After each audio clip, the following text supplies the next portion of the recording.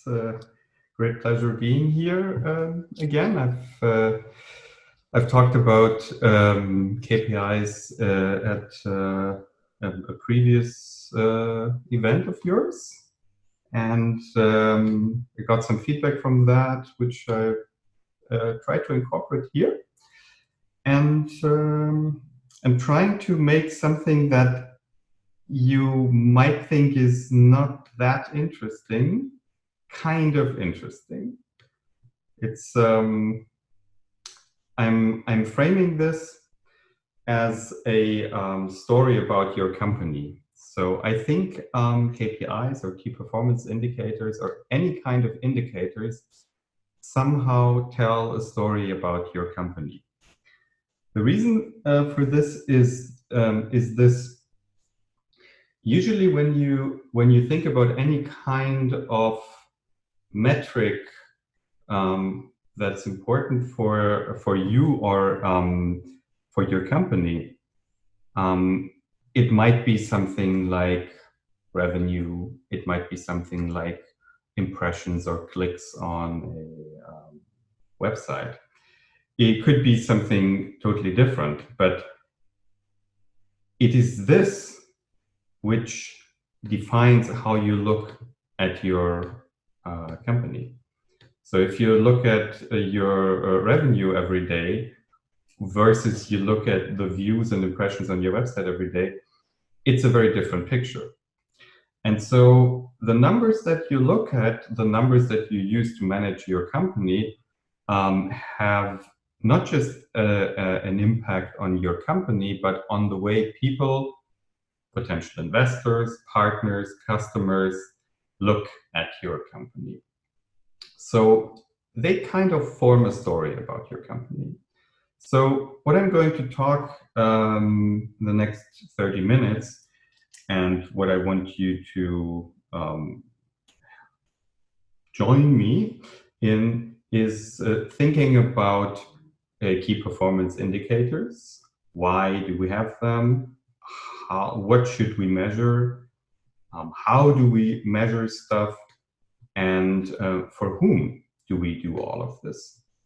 And then there's, if we have time, there's a concrete example. This is how the steady growth team works, but this might be something that we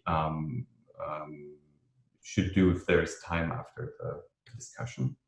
So the first question is, of course, why measure anything at all? That might be obvious for some of you, but it's not that obvious. Is there any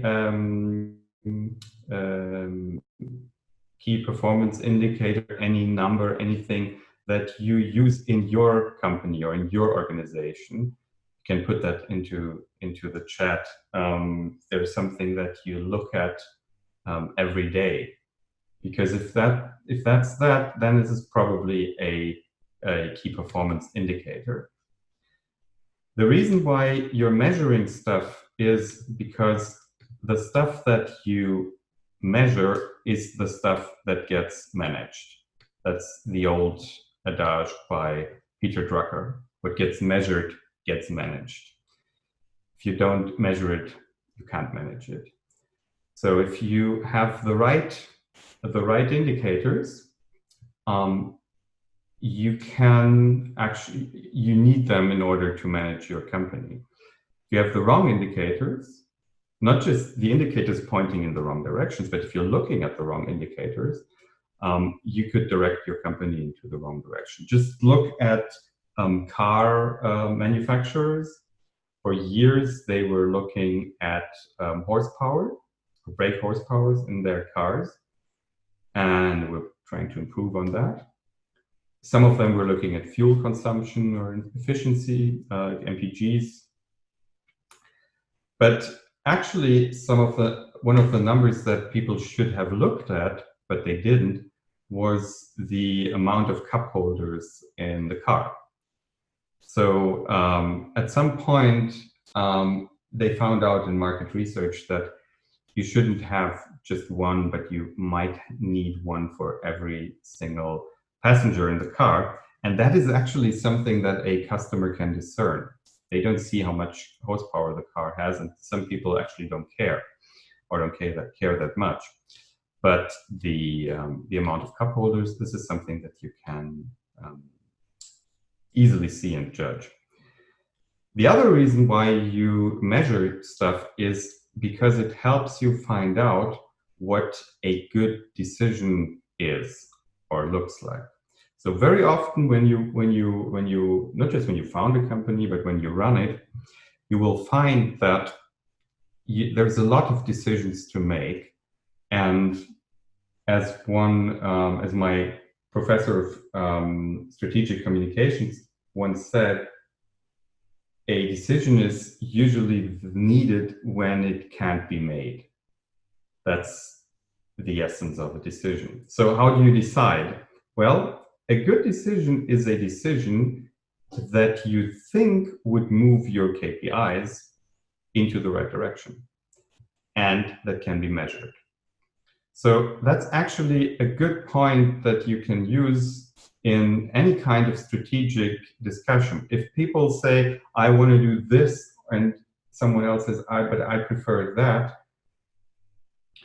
a good way of handling this is to think, okay, what is the number, the actual measurable number or indicator that we want to change by implementing this decision? So Curillo just wrote, I hope I'm pronouncing this right, that their radio follows indicators of web analytics and social networks routinely, probably like many other colleagues here. Right, absolutely. So any decision that is not easy to make would probably be a decision on, does this, what we're suggesting here, improve followership on Twitter, or does it improve Facebook friends, or does it improve impressions on the website? So you need these numbers in order to make decisions. The next question, of course, is what is it that we want to measure? And a key problem with KPIs, of course, is that people think there's a one-size-fits-all KPI. There are some KPIs that you should probably know in nearly every business, but not all businesses are helped by using the same KPIs. So, for example, Anna Paula just wrote some of the KPIs that they're using at their organization is number of visits, products developed, number of mentions in other media, responses by political leaders, and number of people trained. So as you can see there, this is already something that's more specific. The number of people trained or the responses by political leaders is probably not something that would fit for any kind of company. So one of the traditional standard KPIs that you will read about a lot when you look into this are customer acquisition costs, customer lifetime value, conversion rates, retention rates, churn rates. I will not go into many details with these, but so just to make sure that we have all heard of them at least once. So customer acquisition cost is the amount of money you need to spend in order to win a new customer. And the customer lifetime value is the total amount of net revenue that you can make out of one customer. And that's over the whole lifetime of the relationship that you have to the customer. It's important to know both numbers because they have a relationship. They relate to each other in a very interesting way. So obviously, the more money you can make with a customer, the more money you can spend acquiring them. Something that actually most of the businesses should know.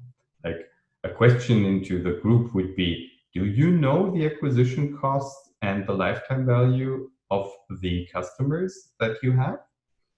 If you don't, you might want to find out, because if you look at a customer from a lifetime value perspective, you start thinking about acquiring customers very differently.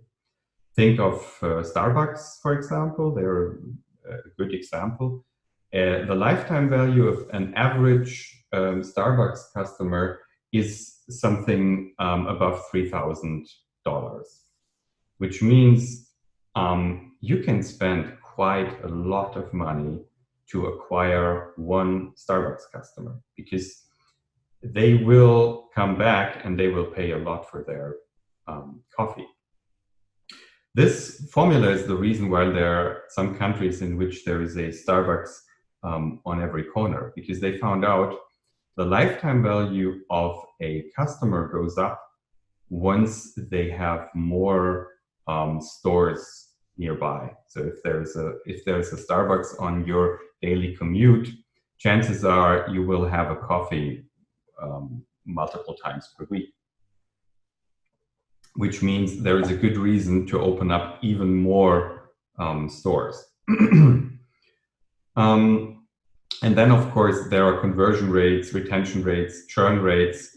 So the conversion rate, you've probably heard all of this, is when you try to make a customer or a potential customer do something and like click on a button, subscribe to a newsletter, you look at the conversion rate. It's important when looking at conversion rates that it is that you know which path you're looking at. So, for example, if you look at the conversion rate of a newsletter, you're asking people to subscribe to your newsletter, you wouldn't probably just measure the conversion rate of people that click on the subscribe button and enter their email address. But you would have to look at those that actually answer the email and go into the double opt-in if that's necessary in your country. So that would be the conversion rate. And the retention rate, of course, is the percentage of people that stay with you, with your product or your service over a certain amount of time. So if you have a retention rate of 60%, that would mean that 60% of the customers that use your product this month will still use it in next month. You can see that 60% might sound much, but after a handful of months, there's no one left. So retention rate, important. And the opposite of the retention rate, of course, is the churn rate. This is the number of people that you lose usually per month. There are other indicators that are interesting that you probably don't read about that often. Monthly recurring revenue, MRR, is one of that. So if you have some kind of subscription business or membership business, you should be interested in the monthly recurring revenue. Some people call this ARPU, which is the average revenue per user. This is usually the same thing. Then there is the relation of FAQ articles looked up to customer service requests. So what does that mean? So let's assume you have an FAQ area on your website. There is 10 FAQ articles looked up per day, but you have 100 customer service requests. That would probably mean that a lot of your customers do not know how to look up stuff before asking you and for help. And it would be good if you could improve like the presence of your FAQ or the contents of the FAQ. So if this number is low, probably something is wrong with either the flow to the customer service department, or something is wrong with the contents of the FAQ. And then, of course, money in the bank. That's obviously a very important KPI. I want to give you an example for how difficult it can be to come up with a good indicator, and how difficult it sometimes is to measure this kind of stuff. And this is an example from my own company, or the company that I co-founded. It's called Steady, and it helps independent media like podcasts and online magazines and blogs make money by offering memberships to their readers. And in order to offer memberships to your readers or listeners, you have to set up a Steady publication on the Steady website.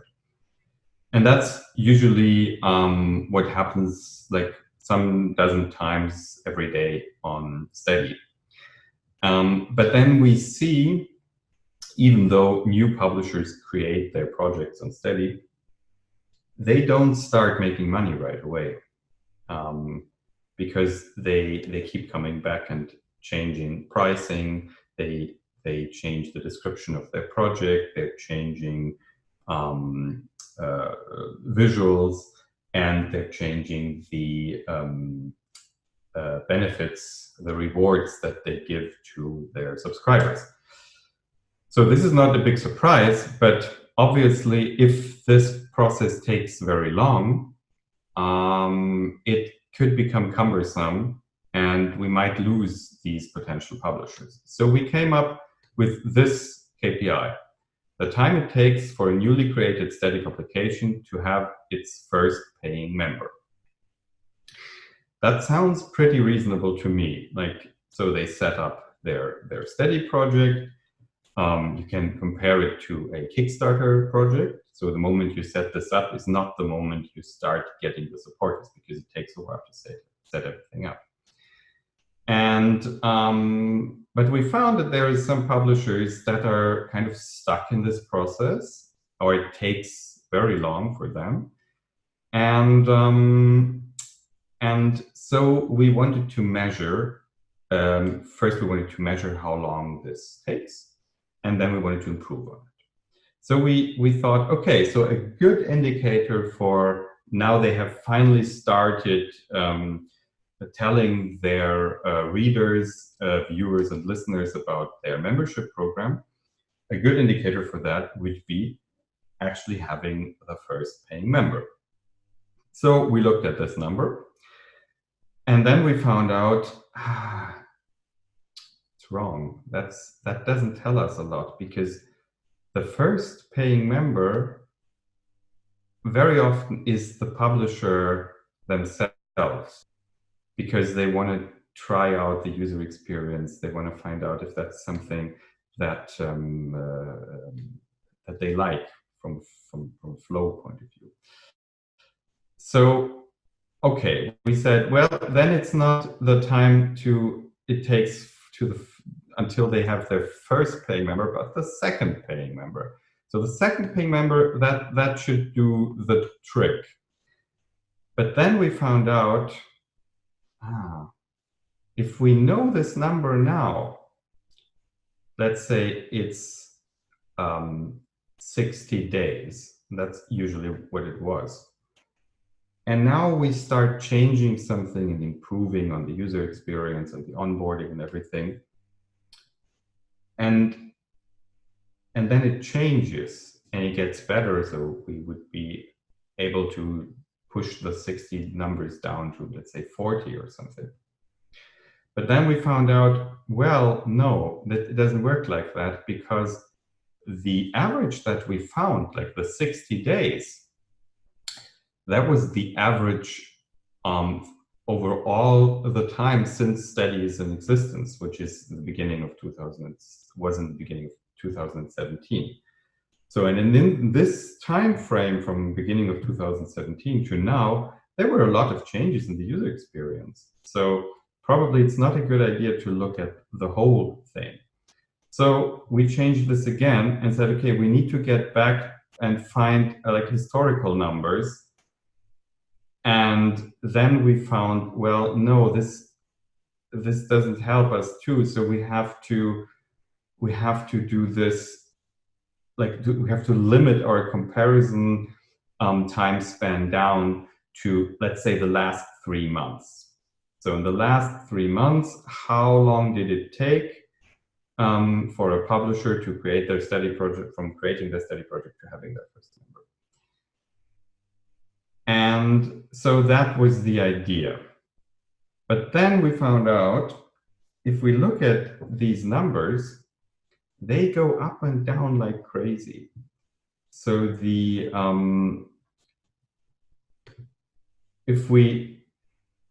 if we want to find out if we improved anything, we need to have some kind of baseline to compare it against. But if the baseline goes up and down like crazy, what do you do? So what we did is we looked at all the projects that have been created on Steady per month, and then we looked at them individually, like per month. And so we found out, is there any difference in time when we only look at the projects created in May? How long did it take for them to make money? Did the June projects become like faster, or the July projects? And so eventually we found out that these numbers were so volatile, they were moving up and down and fluctuating like crazy, that eventually we said, okay, if this is the case, if these numbers go up and down like crazy, any improvement that we make must be excessively good. Like, it must be so great that we can actually see it. And so as to not mistake it for some just average fluctuation. In the end, we had to accept that the fluctuations were so high in the past that there is no way in finding out if anything we do changes it for the better or for the worse. So we stopped the project altogether. Why am I telling you this? I'm telling you this because if you look at KPIs, you usually look at something that you want to compare to some time in the past. But if the numbers you have, the historical numbers, are fluctuating too much, you have nothing. So it's important to understand that in order to do this, you need historical data. And the moment you have historical data, you can only then will you know if there is anything, any baseline that you can compare anything to. So think about your baseline. Anytime there's stuff that is easier to measure than other things, but if some stuff measures, if numbers fluctuate, then chances are that you're probably measuring the wrong stuff, because you can't really work with that number. Of course, there's the question, for whom are you measuring? So let's take a look again at the lifetime value question. The customer lifetime value, depending on how you do it, can lead to very different outcomes. So, for example, think of the Starbucks example again. If I were to do some kind of forecast about the customer's behavior in the future, and that's something that I would need to do in order to come up with a lifetime value, I could say, okay, I have seen that customers at Starbucks, usually the average customer buys 2 coffees a week at Starbucks. I don't know if that's the case, that's just an example.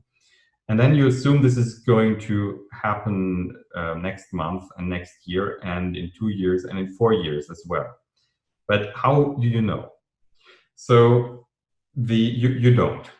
If you go to an investor, they will usually ask you to do your customer lifetime calculations in a certain way, which means you have to just cut off like 20 to 25% per year in the future of your expected revenue, which means after 4 years, there's basically nothing left.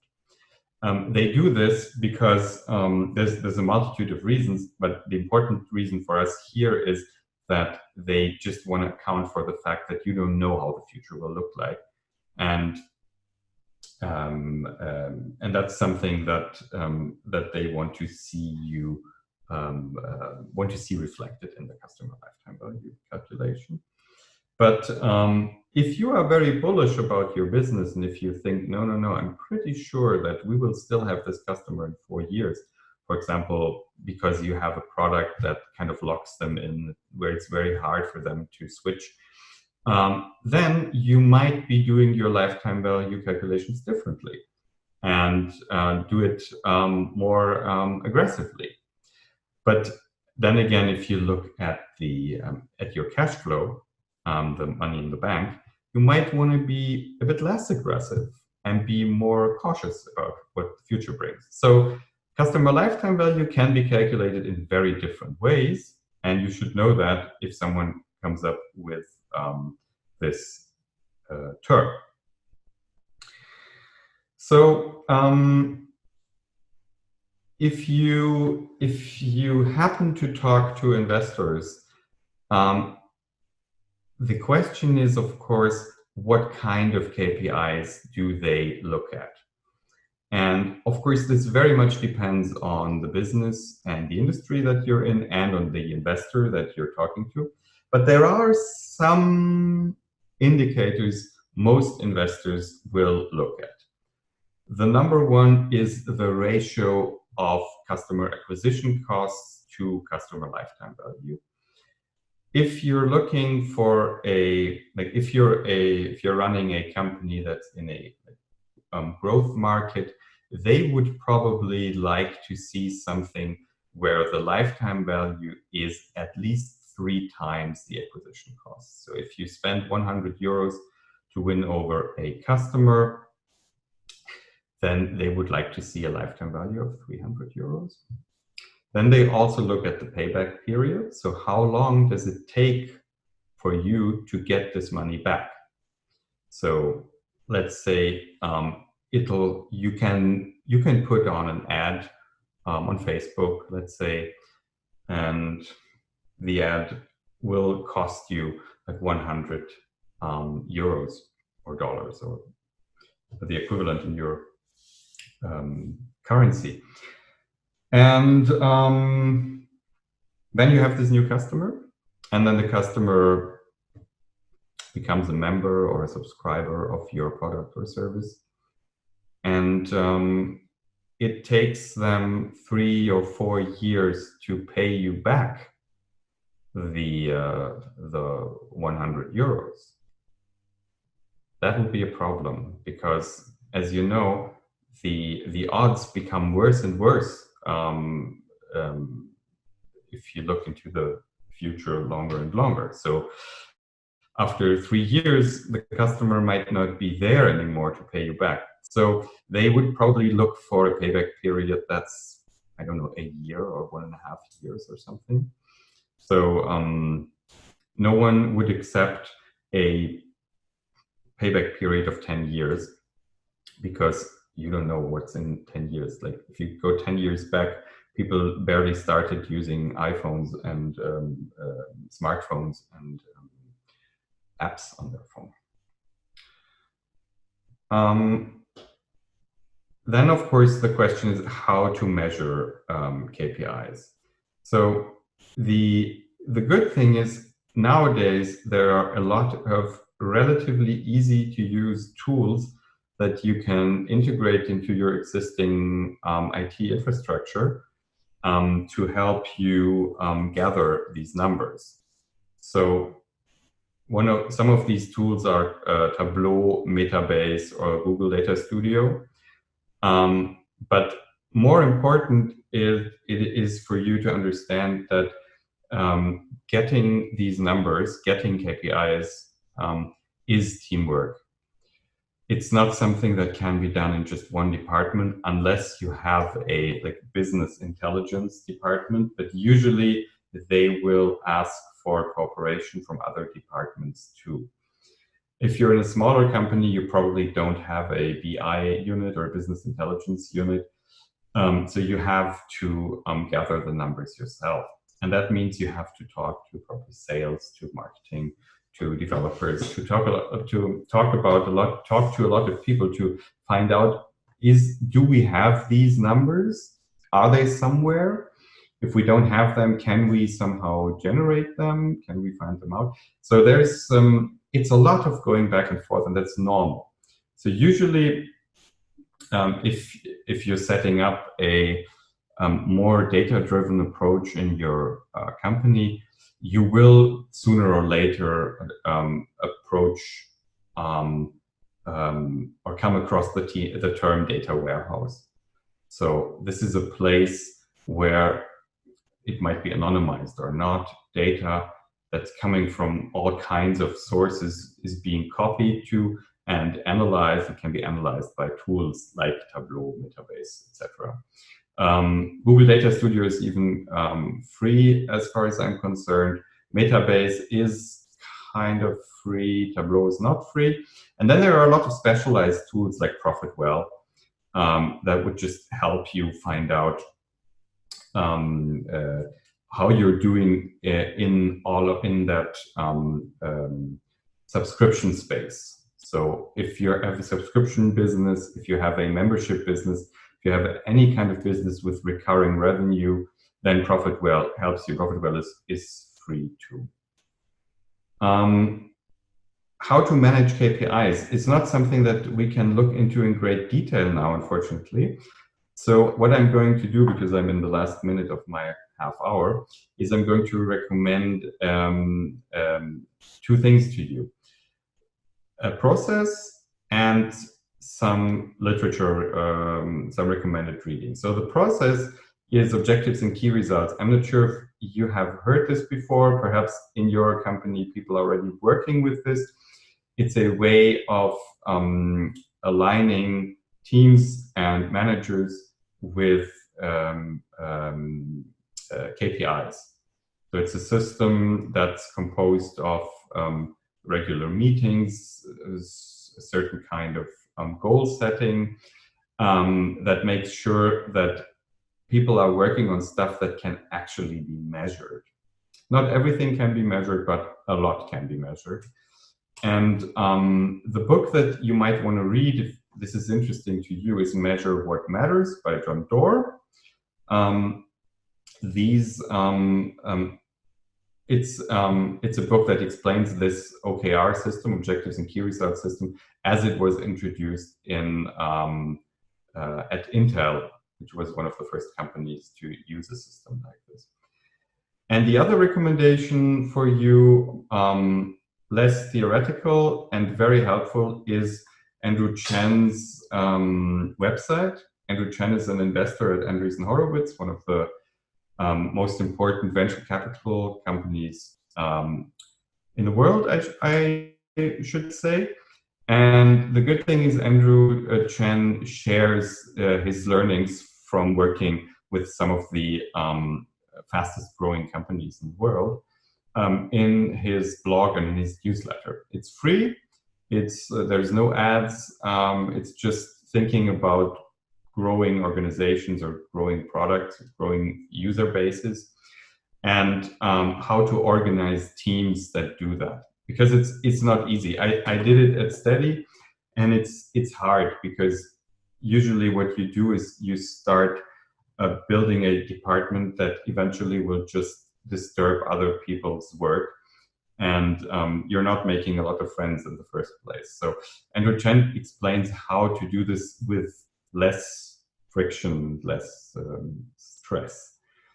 And that's it from for the presentation. Thank you. Pauline. Yeah, thank you very much. Now I think you have to, I don't know, to switch my camera on, because you are the host right now. Oh, I would love to switch your camera on. See if I can do that.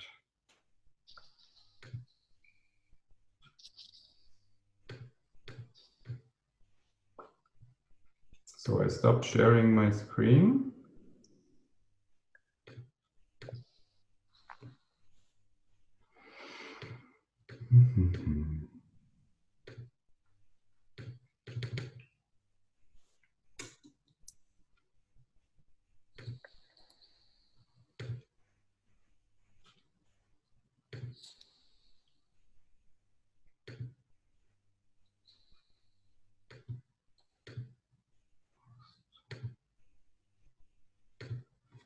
So you're the host now. You should be able to start the video. Yeah, super.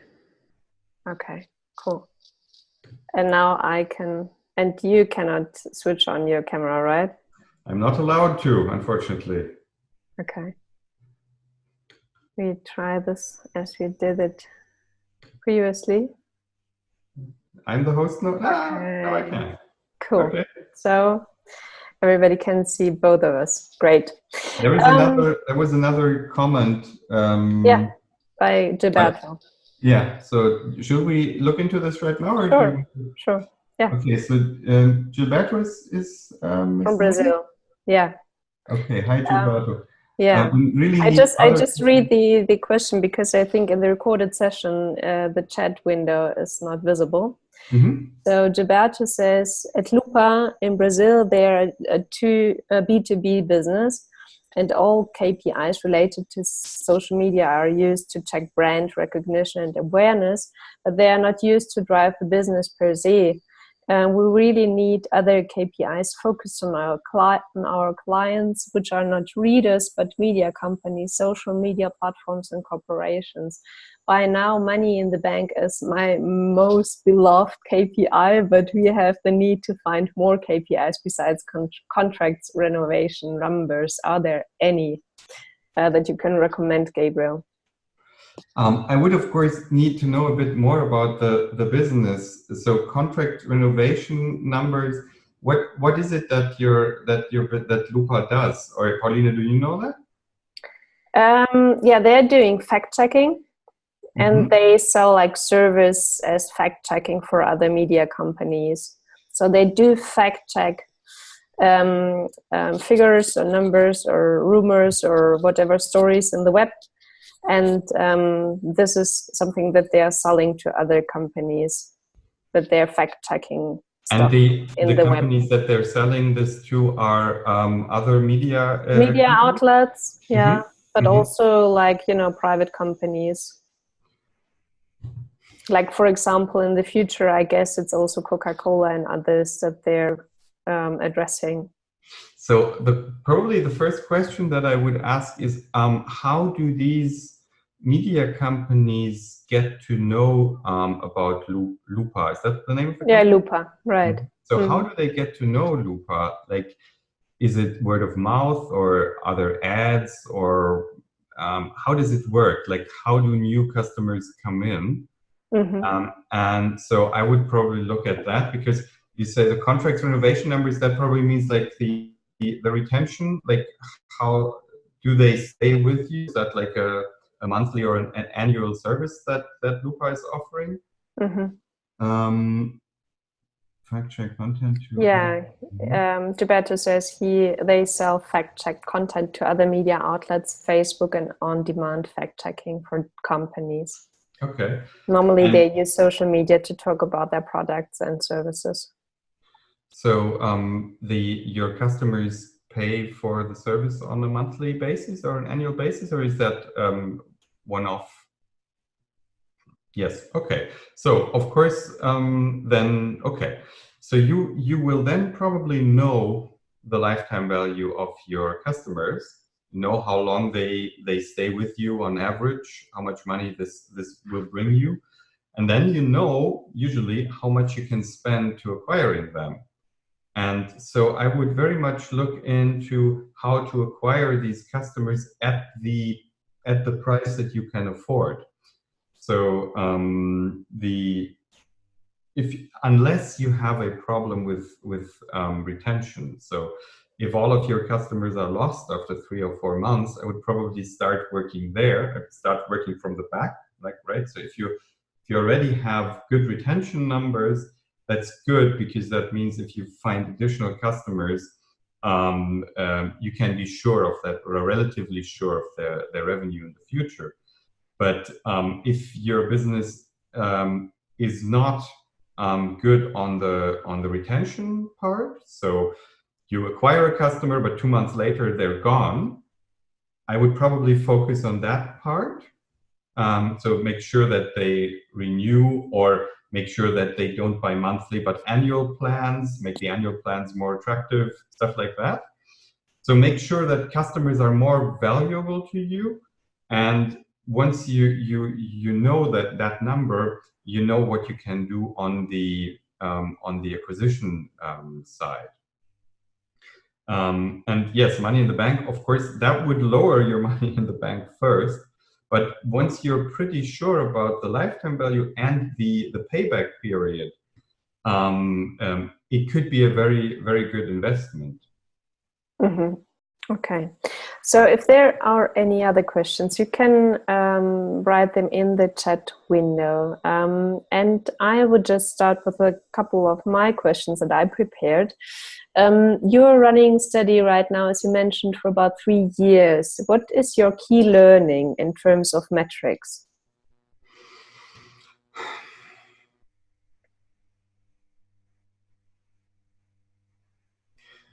Well, the key learning is actually on the first slide of this presentation, Mm-hmm. that KPIs are the story about your company. Mm-hmm. Like, the way you look at KPIs, or the KPIs you look at, totally define what you think about your company.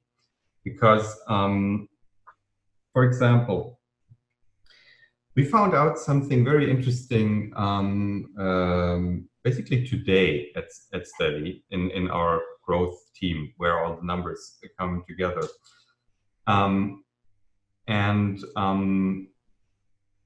A colleague asked, is there, like, how many publishers on Steady have been members of some other publication before? That's a very good question. It's a question we could have asked from day one. Like, we kept thinking about the question, is there some kind of viral effect, some kind of lighthouse effect? So there's one publisher, and so once we have acquired a big publisher, people will see Steady and then think about becoming publishers themselves. And we believe that this is the case, but until today, we had no idea that we can actually measure this. So, and the way to measuring this is to find to look into the database of our customers, which can be members of publications or publications having members, and find out if people that have a publication, that run a publication, have been member of some other publication before. That's actually a very simple database request. And now we know, so I know the number now. It's much higher than I thought it was. And this makes you think, because it says, okay, our potential customers, so the publishers we can use, we can serve in the future, we already have their names. Mm-hmm. It's all there. It's mm-hmm. just a way of looking at it. Okay. So the people that pay for other independent media, there is a certain percentage and a certain chance that they run some kind of independent medium themselves. Mm-hmm. So this is crazy, because it changes a lot for us, because it means we don't have to spend money and time looking for potential new publishers, because we have the data already. Mm-hmm. So by looking, like, so the key learning would be, it's not the KPIs, it's not like the values, but it's which KPIs you're looking at. Mm-hmm. You have to think really hard about what is it that is actually driving the success of my company. It's the cup holder thing. Like if you don't measure the amount of cup holders in your car, or you will never find out that there's probably a correlation between what a customer actually wants. Of course, you cannot find out that by measuring cup holders, you will not know that people want cup holders. Yeah, that you generate this kind of knowledge in a different way. But you get the point. The point is like the stuff that you look at, the numbers that you look at, define how you think about your company. There's a question by Kirilo from Ukraine. He works at Hromadske Radio, an independent radio station. Thank you for the presentation. Which KPIs are most popular among web media? What is the difference between KPI for commercial media and non-profit media? This is important for our NGO media producer.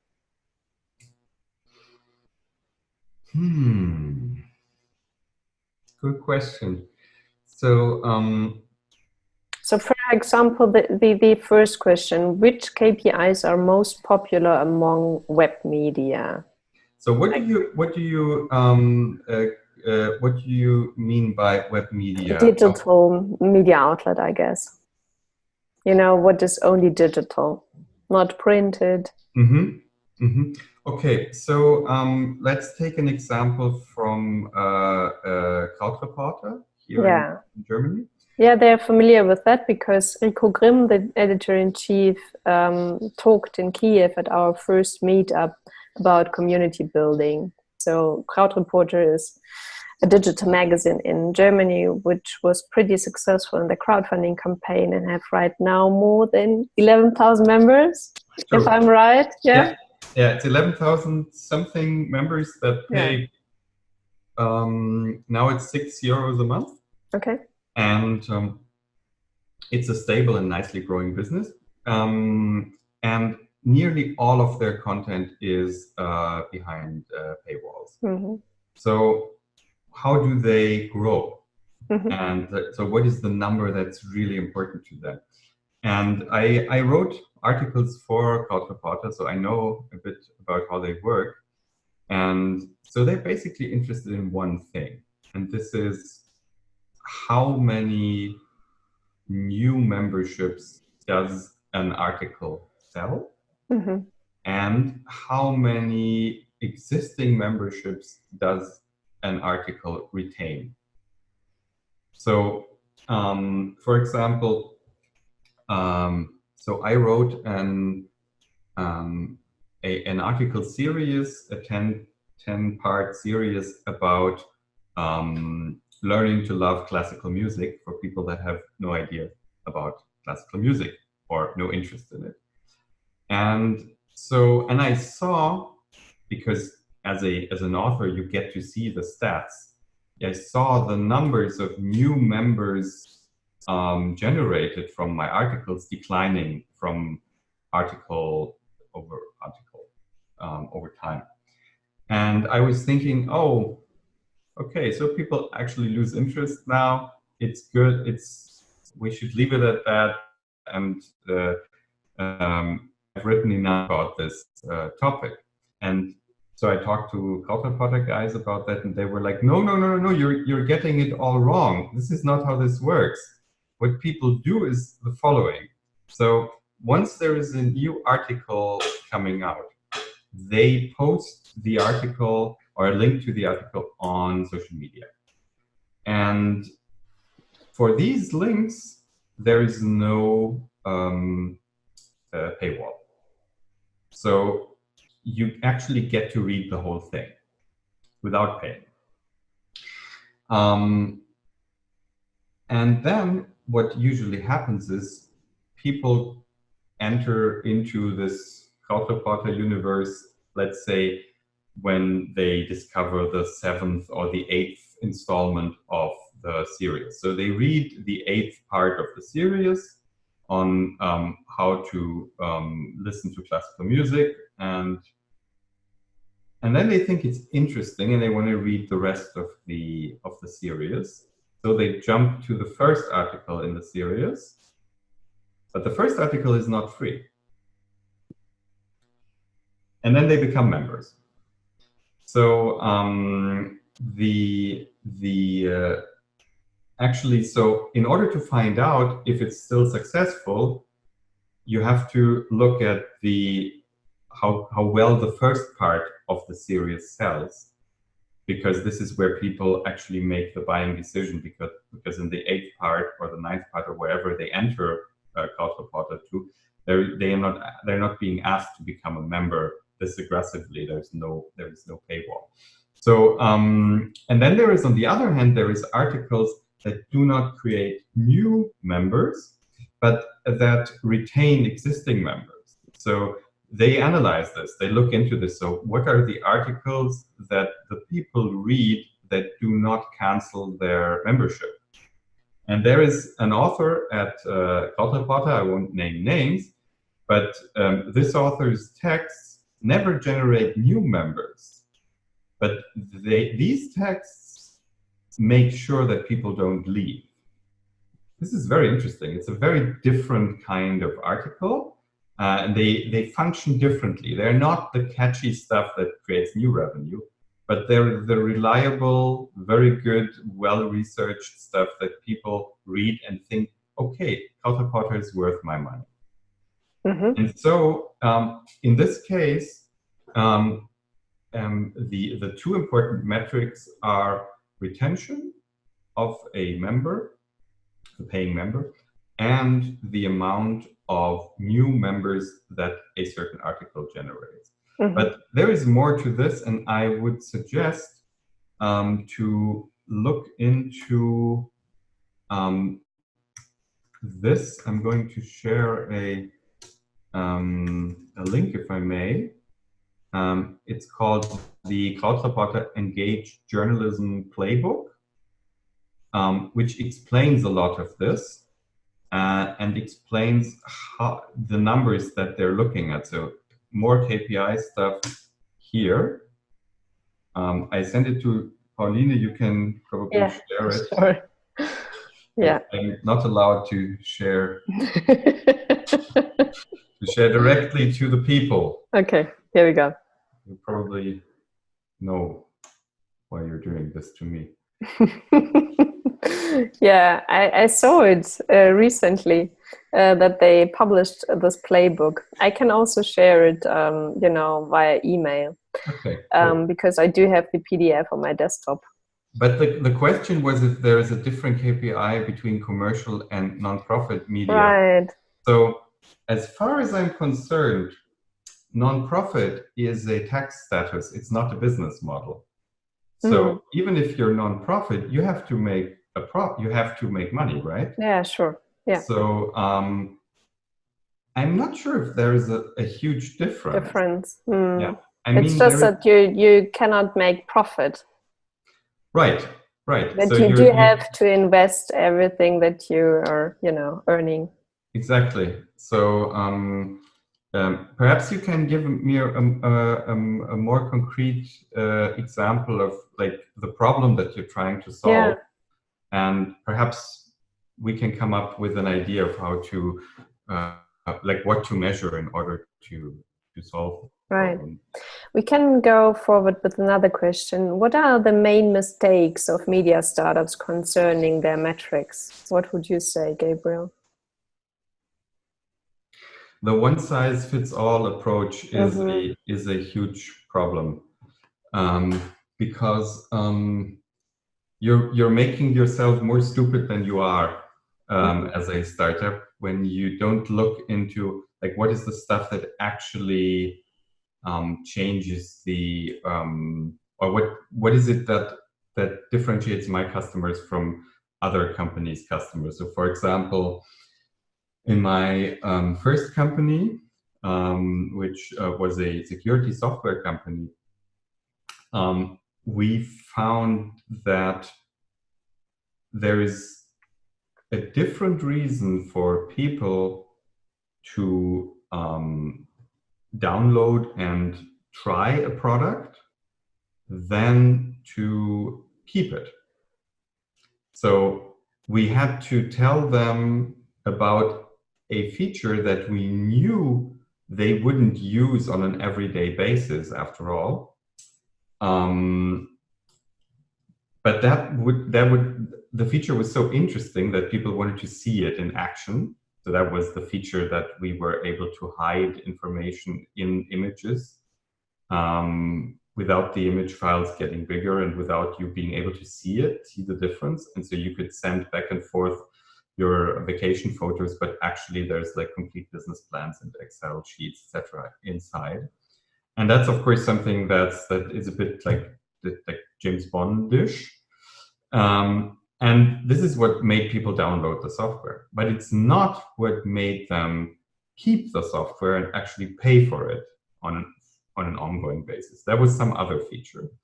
So instead of just looking at, okay, how is the retention of our users? Okay, it's 6 weeks, that's really bad. You were looking at, okay, what was the reasoning why people started using the product? And then what was the reasoning why they kept using it? So these are very different things, and the motivations are very different.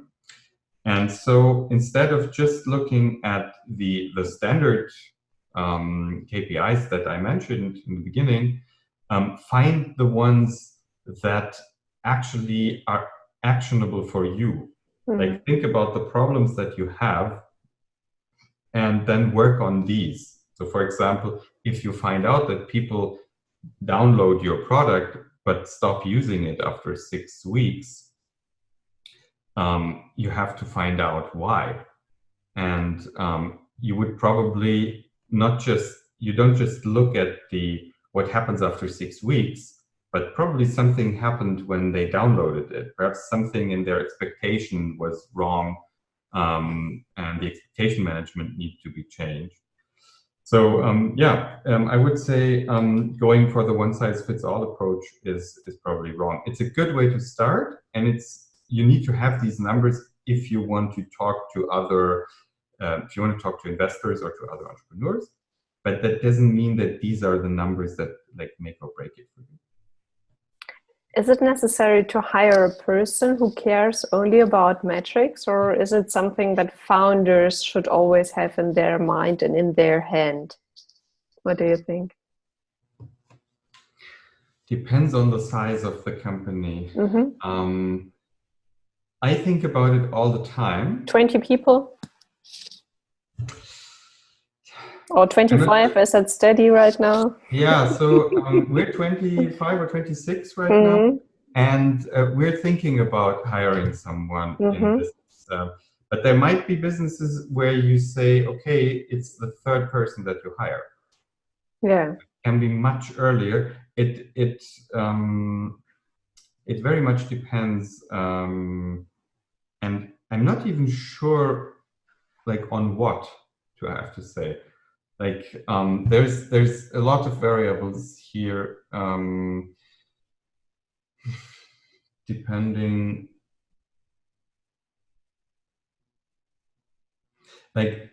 of course on the availability of data. Like if you because what would this person do? Like one of the most important things that this person would do is to make sure that data is available, because that's the problem to start with.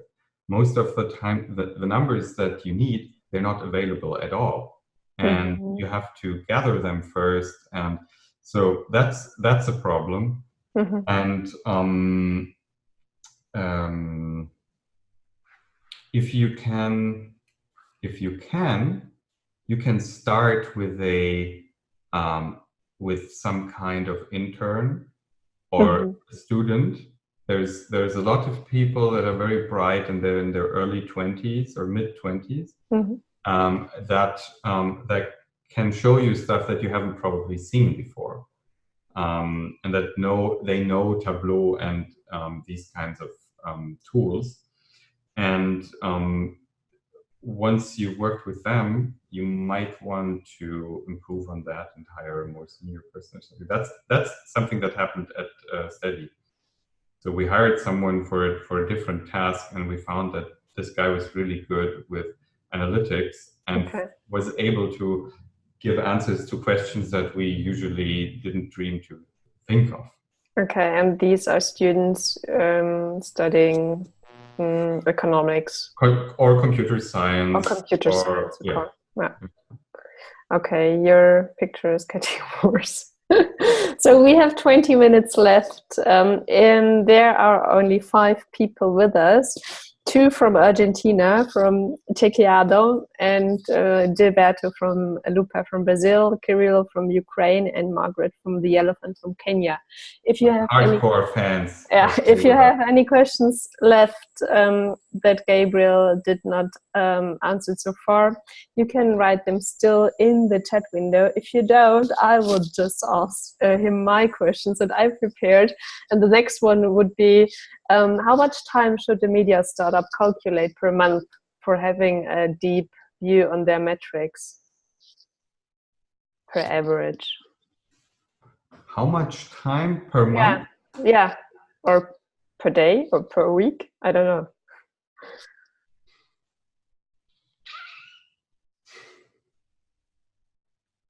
What would you recommend?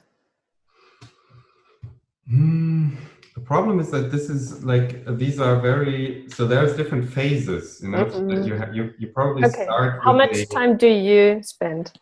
Make it concrete. How much time do I spend doing what?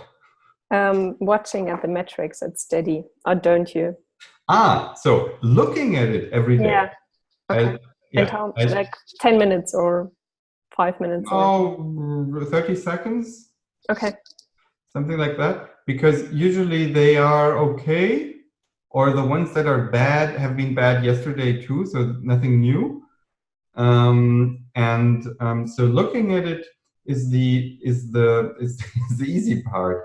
But there's other people that work on it much harder than I do, because they have to set this whole system up. So they have to set up the data warehouse. They have to make sure that non-sensitive data isn't copied into the data warehouse. They have to set up systems like a Metabase that allow people in marketing and sales to access this data. So there's a lot of like tiny people working in the background to make sure that the numbers are there. But once they have set this up, you're fine. And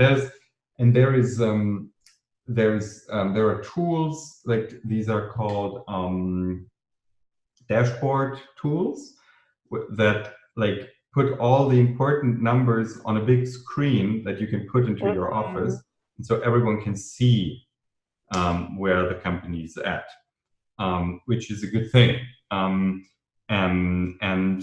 like, I just wanted to ask, is it a good thing? Yeah. Always to have a look at the metrics. Yeah? Do you think so? Yeah, very much so. Okay. And if you look at the OKR system, like the objectives and key results system, like you don't look at the numbers while you're in a brainstorming, for example. Yeah. If you look at the objectives and key results system, you will see that they are not just encouraging to have these numbers like in public, but they're encouraging to have the numbers per team available for everyone.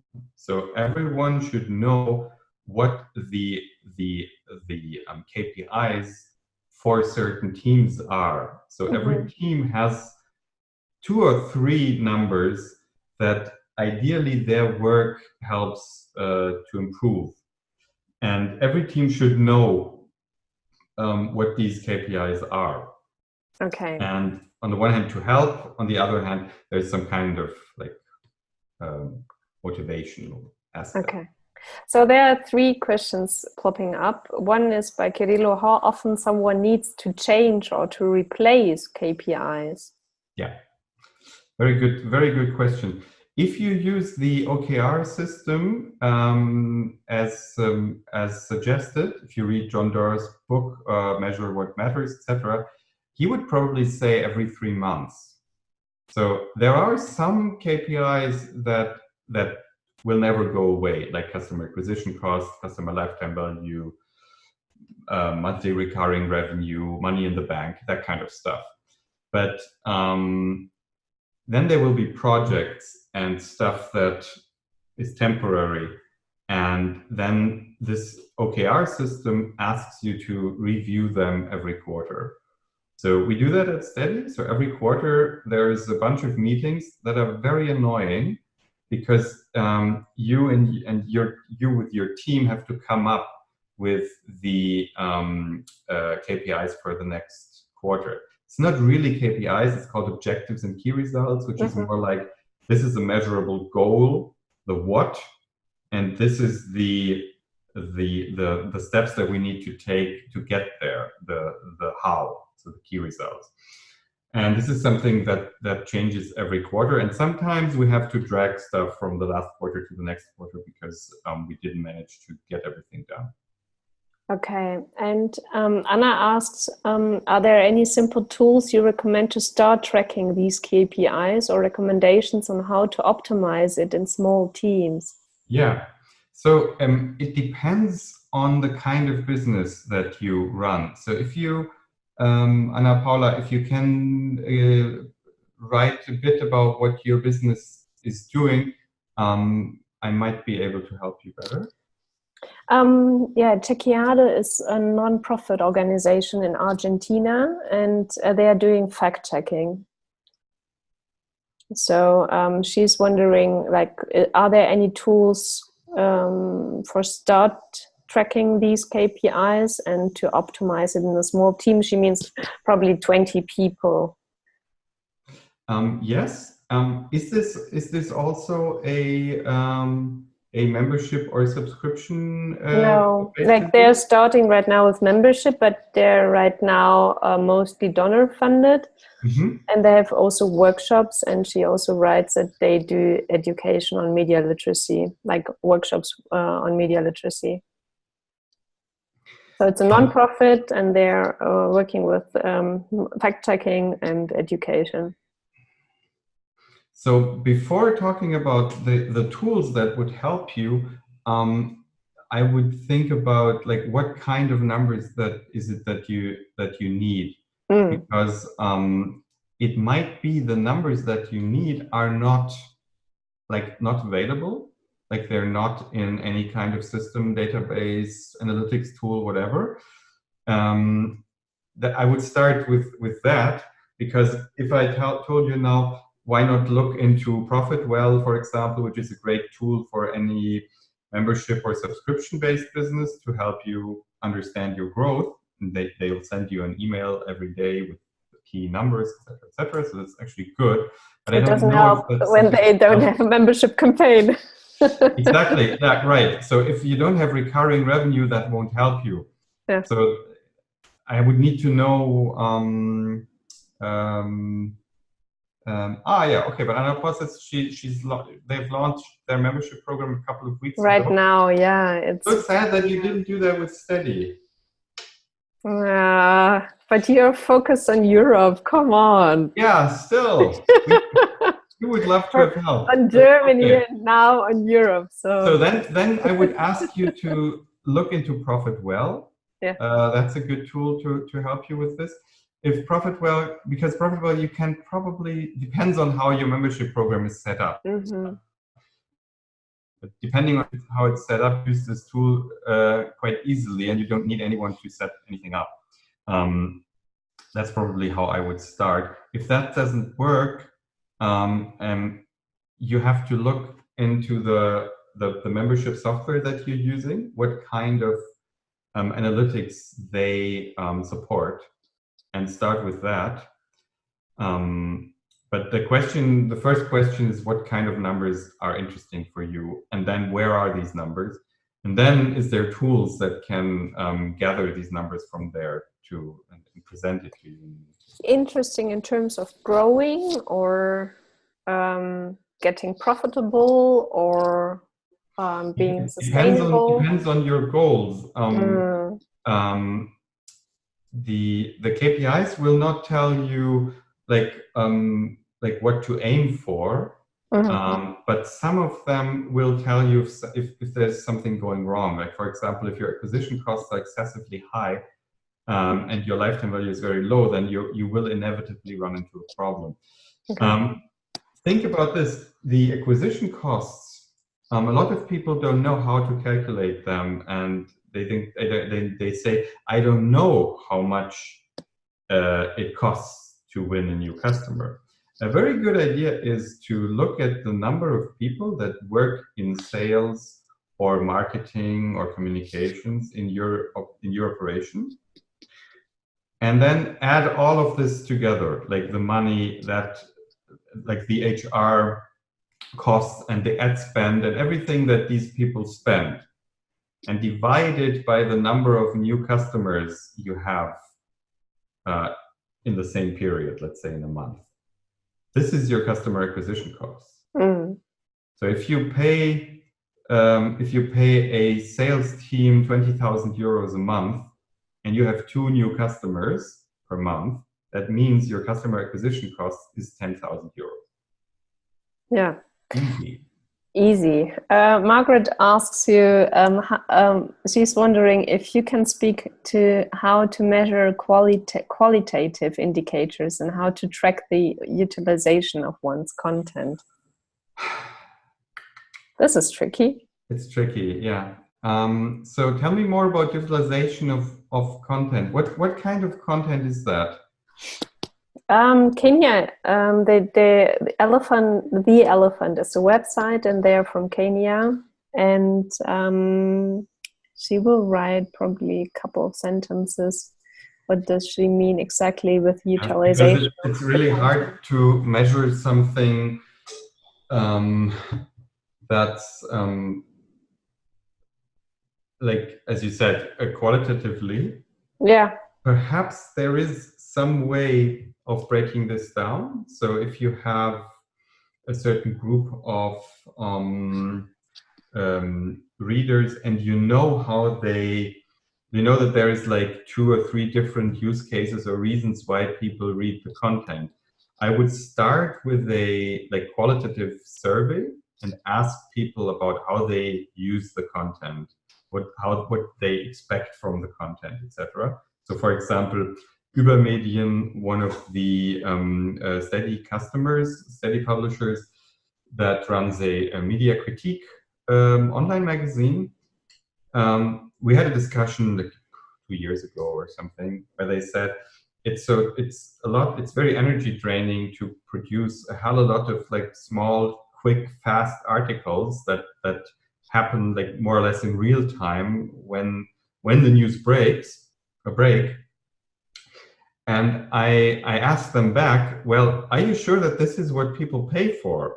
Like, they can get breaking news like everywhere, but for free. aren't they for free, right? Yeah. And aren't they paying for like in-depth analysis that it might take like 2 days for you to write it, but isn't that what people actually want to pay for? Is that how they want to use your content? And so they did a survey and asked their readers, and the overwhelming majority said, we don't care about the fast, quick breaking news tidbits. We pay for the long reads, for the well thought out stories. And so in the end, you have like a qualitative idea, but you also have a measured result that you can act upon. So it's basically, this was a survey, and it was the question, it wasn't the question, right? So they asked, do you prefer long articles or short articles? And it's always good to ask the readers what they want. Yeah, all the time. All the time. We have 10 minutes left. Perhaps we have 2-3 questions that we can ask you, Gabriel, until our very end.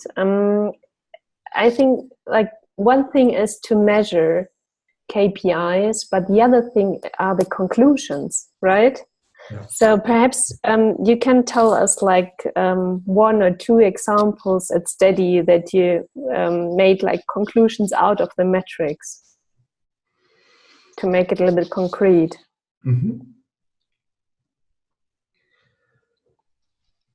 That you changed anything or whatever. Yeah, let me think of a good example. So, for example, a good metric we keep looking at is the conversion rate on the steady campaign pages. So there is every publisher gets a page that they can link to and where they can actually sell their memberships. And of course, it's a page that explains the publication and tells how many members they already have. And then you scroll down and you get usually 3 plans. You get €3.50, a €5, and a €10 plan, something like that. The prices vary. Publishers can decide which prices to ask for. And so we looked for conversion rates. And then we looked if there is any correlation between the amount of plans, so the amount of different price points, and the conversion rate. So in other words, is there a difference between publications that offer 3 different tiers to those only offering 1 in terms of like success, people visiting these pages? And so we found that there were not very many, but there were like some dozen publications that only offered 1 tier, like 1 price point. But their conversion rate was twice as high as the average conversion rate. Mm-hmm. So we thought, okay, interesting. Obviously, if you only offer 1 plan, then people are twice as likely to buy your membership than when you offer 3 different plans. So, but since this was only like some dozen publications, we said, okay, let's do an experiment and let's try and find out if this also happens on a big scale. So a change that we did, and we did this change, I think 4 weeks ago, was to change the default pricing for steady projects. The default pricing until then was 3 plans, €2.50, €5, and €10. The default pricing after the change was just 1 plan, €5. Mm-hmm. And so, but you can still change it, you know, you can still edit it, you can still modify the way you like it. And so what we said at that time was, okay, let's see if the conversion rate goes up for the other new publications too. But as very often with these growth experiments, there's things you didn't think of. And what happened was that most publishers, instead of leaving the €5 default pricing the way it is, they added new plans, a cheaper one, a more expensive one, before they went live. So they actually didn't let us do and run our experiment. So that means it will take much longer now to find out if this actually works on a bigger scale too. Okay. But it led to a change. And we have to be very careful with these changes because, of course, we don't want to break existing membership programs. Mm-hmm. But if we could say with more certainty that a smaller number of plans gives you more success and gives you more members, that would be great for all steady publishers. Mm-hmm. But then we would need to go to them and tell them, okay, we would ask you to turn off the 2 of the 3 plans and remove them because this will lead to a more successful campaign page. Okay. 2 last questions. You also mentioned in your presentation investors. And if I'm right, you recently got 1 new investor and also 1 new venture capitalist on board. How important were your key performance indicators for convincing them to invest in your startup? 150% important. Okay. There is. This is the only thing that matters to them? No. No. The first thing that matters to, like, depends on the investor that you're talking to. But if you're talking to venture capitalists, the first thing that they say is they look at your team because they invest in the team and markets can change, blah, blah, but the team. That's not true. The first thing that they look at is market size because if they think, yes, you might be solving a problem, and your product might be great, and your KPIs might be great, and your conversion rates are great, and everything is great, but you're in a tiny, tiny market, and there's probably only 100 people in the world that would buy your product, then they're out, because they need to invest into companies that will just explode. Like they need they need the next Facebook, basically. The unicorns.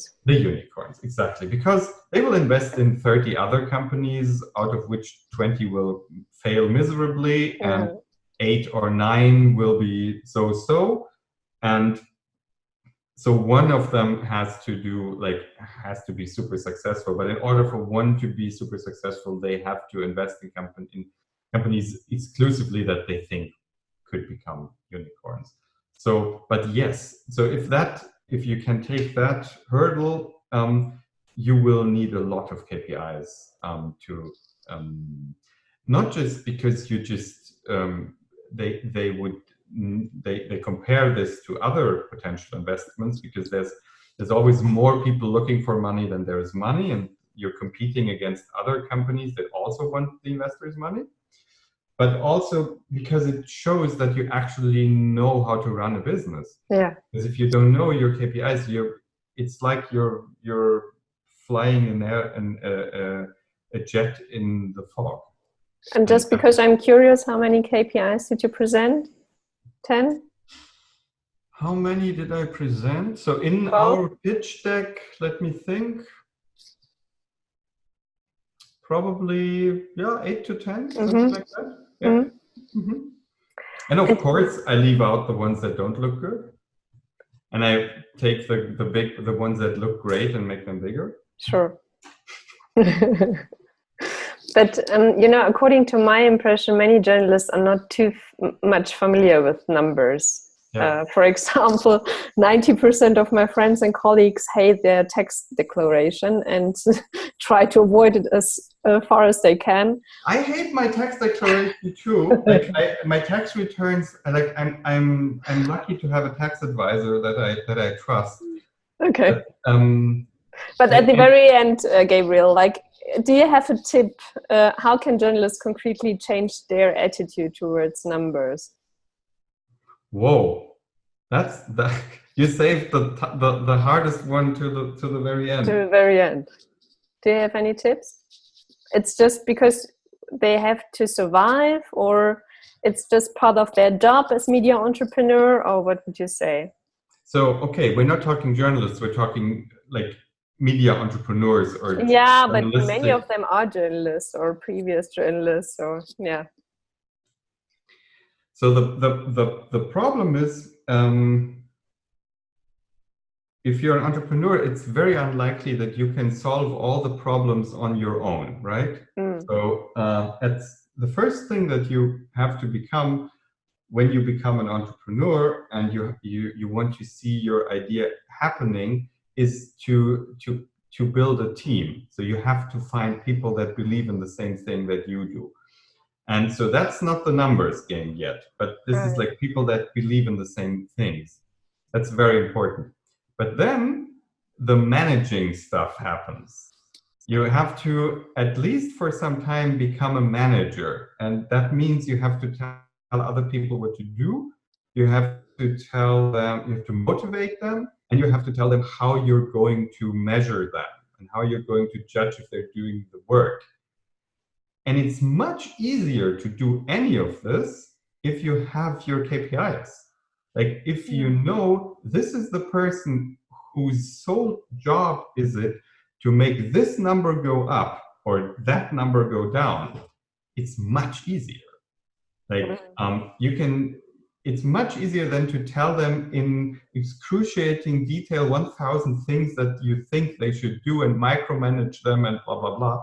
Just tell them, this is the thing that I'm going to evaluate your work on. And that's much easier. If you tell someone, okay, I don't mind if you work in this office or at home or on the train, this is the budget that you have, and this is the number that I want you to get up to move in this way or that way. Like the retention number should get better, or the acquisition cost should get down, or the lifetime. Then, if you have the right people, that will spark their imagination. They say, okay, this is what I need to do. How I get there, my thing. I can be creative here. I can rack my brains around about this.